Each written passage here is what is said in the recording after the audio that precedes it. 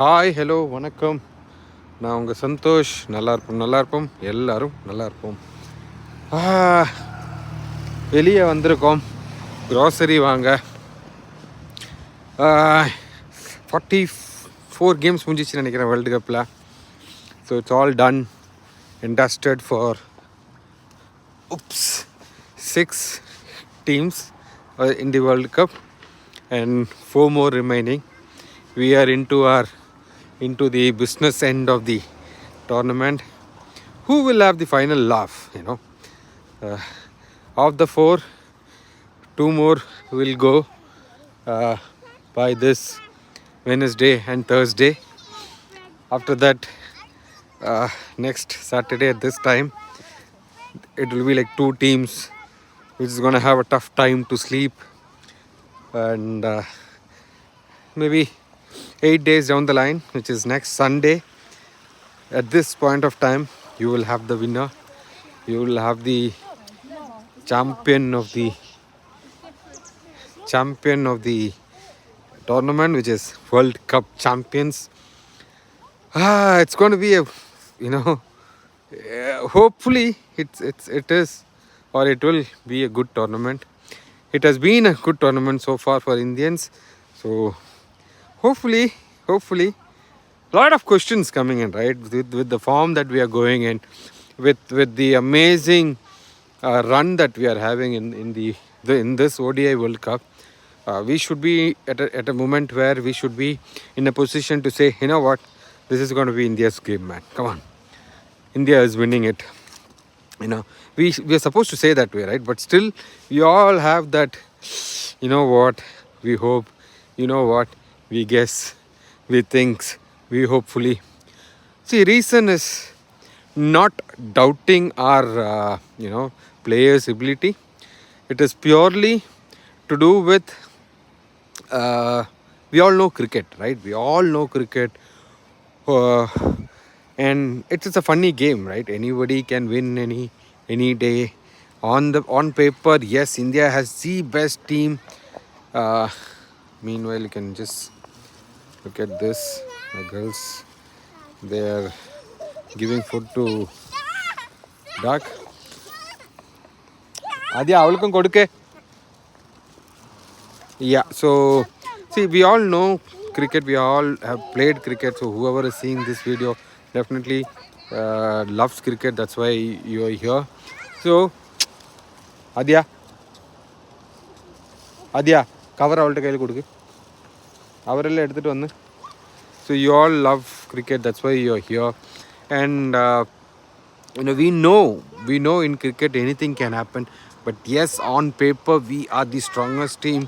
I would definitely rate this team in terms of 2003 Australian attack, or even 2007 Australian attack. Definitely 2007 Australian attack is like, the entire 11, or 7 out of 11 were legends, already called as legends. In this case, maybe you can see 3 of them, I would definitely say at the legends peak. No, maybe 2, 2.5, 3.5. But whatever it is, we have the best team on the paper. But as I said, it's cricket. Anything can happen. So team which was supposed to be the defending champion, supposed to be the one which is gonna march into the finals, is just knocked out. With fighting for the bottom's place, in fact. So that's cricket for you. Anything can happen any day. And as I said, I really gonna hold my smile even after November 19th at this point of time, irrespective of the result, because my team, my country has played an amazing game, amazing form of cricket they have played throughout. So we're gonna continue that. We're gonna continue support them. So what's gone wrong with England, man? England last 2 games, the way they played showed why they were rated high. Effect of Stokes, effect of Root, and effects of Butler. That's the team they have. But why did they falter? I don't know. There is something big which has happened in their dressing room. Maybe I don't know. Maybe there were questions, there were doubts in the camp, or no idea. I mean, these things happens in cricket, in world cricket. If something is not falling for you, everything will go wrong. So if something is going right, everything will happen right. If you have to say, for example, let's speak about CSK. I know IPL is completely different here when it comes to international cricket, but still, CSK is such a powerful, power-packed, power-packed team, which has always produced results in a very good manner. 15 of the 15 or no, of the 13 league seasons, like 11 seasons where they have we entered into semi-finals. But still, it's not that 13 out of 13, right? That's what I was saying. It happens. Even if you have the best team. For example, take it 2018, 19, 17 itself too, because 2019, if I'm not wrong, where there was a season where CSK was extremely poor. They were railing at the bottom, where Dhoni said we will come back, and which was happened. And same team, with the same team, there was no much difference. There was no much change in the combinations or anything. Almost the same team came back and won in the next season. So that's the key. It can be the same people. If something is not going right, and if something else is working for somebody else, you would be in the receiving end. So that will happen in cricket, and that is what has happened for England, I believe. They are a good team. They are a great team. They are the one who kind of started this aggressive approach.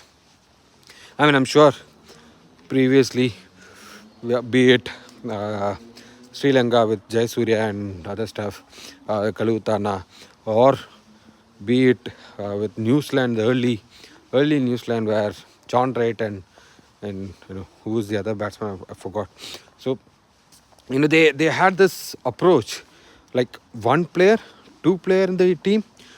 That was okay, but England showed literally they will have 10 batsmen and everyone will go with the same pinch, same tempo, and I felt another part is like they were focused too much on the test cricket. That is what has happened for England cricket. So when they focus more on the test cricket, rather they were playing test cricket like in T20I. So eventually they had missed out playing a lot of one day. And when they missed out playing a lot of one day, the tempo actually goes out. See, it's a very thin, narrow line. You think if you're playing test well, if you're playing T20I well, why don't you play one day well? So one day is like a bit tricky, where you need to pace your innings according to the situation as well. It is there in all the other formats, but one day is like a little more conservative, a little more, calculative risk that you need to take. I guess it's just more of partnership as well. So I felt maybe they were a little more overconfident as well because of their results in the test cricket. If you actually look at their one day rankings or anything, they weren't in the top 1, 2 maybe, so somewhere they should have looked at that approach. Maybe they calculated their T20I success, their one test success to ODI success, maybe, I don't know. So definitely something to look out for their team to group and regroup and come hard in the 2025 Champions Trophy. Now everybody realized that they should play enough 50 overs, which is not the case. Again, I'm saying now there is an suggestions coming up like 2025 should be a T20I, which is the Champions Trophy should be a T20I format. That's going to happen. As I say, test cricket is still dying, but something like a baseball and few countries like India, uh, Australia and England might still run the test cricket for about next few more years, but immediate effect will be on mostly on ODI cricket, because ODI cricket is where it is literally dying. There is no much bilateral series coming up. There is no much importance given in those bilateral series. uh, so eventually, I feel there is very soon we're going to see the extent of ODI cricket. If you have to be worried about it, I don't think so, because see, I'll be very honest. Is there any reason why we still hold on to for a 50 over format? I don't think so, because there were days, cricket was played for 5 days. Okay, later they thought it is too much, let's cut down overs, and they brought it to 60 overs. And don't forget, it was women's cricket which came first in terms of World Cup. It was in 1973, 2 years before men's first ODI World Cup. It was women's ODI World Cup that happened. So eventually the broadcasters came in. There were interest. Thank you. There were interest with viewers on the ground. Audience were there, so they thought, okay, fine, let's have 60. Let's make it to 60 overs per team and make it a little more interesting. And that eventually turned out to be 50 overs. If I'm not wrong, it was in the year 84, 85, where it became as an official 50 overs, right? And then again in the year 2003-4 is when the emergence of T20I came in, right? Another shorter version of the game. But earlier, if you see, when we made from 60 to 50, we never they never hold on to 60 and then played 50 as well, right? They left the 60 and they started playing 50. So eventually I feel it is time we leave the 50 and come back to 20 alone, or go with 20 alone. See, I'm a huge cricket fan. I'm a coach. I definitely love cricket. I love to see, play, listen, watch, whatever it is. I would love to have 50 overs definitely, but that's what I was I grown up watching. So definitely I would love to see that. But eventually what's happening is what I was saying. That's how it is going. Or we need to bring in something else. We need to bring in something else very interesting, like what Sachin has suggested. 2 innings of 25 overs would also do good to this game, or like 40 overs and 20 or 20, because when you make it as 20 20 overs game, you're making it a little more crispier. You're making it a little more the point of one-sider will reduce, is what I feel, because any team will have a chance to come back at any stage. That's something that I don't know, they might think about it. Rather than a 25-25, they would play as a 220 over game, which can be a possibility to sustain this particular format of the game, like a test where they play 2 innings and then they'll have 20-20, right? And still they should have only 10 wickets in hand. It shouldn't be like 10 wickets. In test it is like 2 innings, you'll have 10 wickets each, but this should be like 10 wickets overall for 2 innings. And probably one thing that we can include, or is it like rather than 11 players, you could potentially have 14 players, or say Uh, yeah, 14 or 12 players. 14 would be ideal, or 13 would be ideal, where you can have, say that, first innings and second innings. Between those innings, you can do a substitute, like a rolling substitute. Wherever, whichever player you wanted to move out, you can move out and bring in the other player. It's not like an impact player. It will be more like a rolling substitute, like how you have in football or a hockey or the other games. That's something I think will be looked upon, will be really, you know teams or ICC members or chairmans or council members or something would keenly be looking at. Anyways, uh, so good finish for England team. Definitely not a good finish for Pakistan team. I would like to say something here, like most of you guys would have seen. அதாவது தமிழில் பேசுகிறேன். இப்போ கில்லி படத்தில் சொல்கிற மாதிரி, எப்போ அந்த தம்மா துண்டு பிளேடு மேலே நீ நம்பிக்கை வச்சியோ அப்போவே நீ தோத்துட்டடா அப்படின்ற மாதிரி, எப்போ வந்து இவங்க the entire faith was on Fakhar Zaman, they lost there.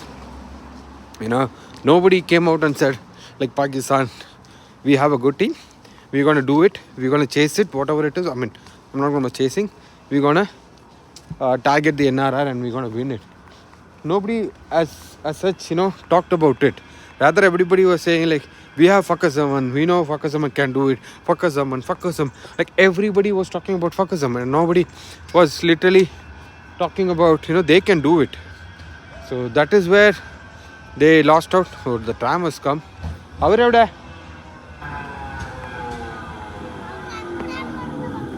അവർ കാണാനില്ലല്ലോ അവിടെയും വണ്ടി വന്നിട്ടുണ്ടല്ലോ. Yeah, so that's the time we are going to Etihad Stadium, and yeah, so that is where I believe Pakistan has lost. They weren't 100% confident about their own game. Maybe right from the start, that is what has been an issue. Babar Azam, an outstanding player, outstanding batsman, individual, need to really go back and get back to drawing board and start thinking about what has happened wrong. Where did he go wrong? Do he have the control of the team? Does he have the respect from the team? There are a lot of things that they need to go back, sit and do as a team. If one team was so much of confidence with Fakhar Zaman, then why didn't he be in a part of it right from the day one? So those are the questions that they need to have to answer. And yeah, so let's see how things going on. Happy let's have an happy Sunday. Next week we have tomorrow there is a game.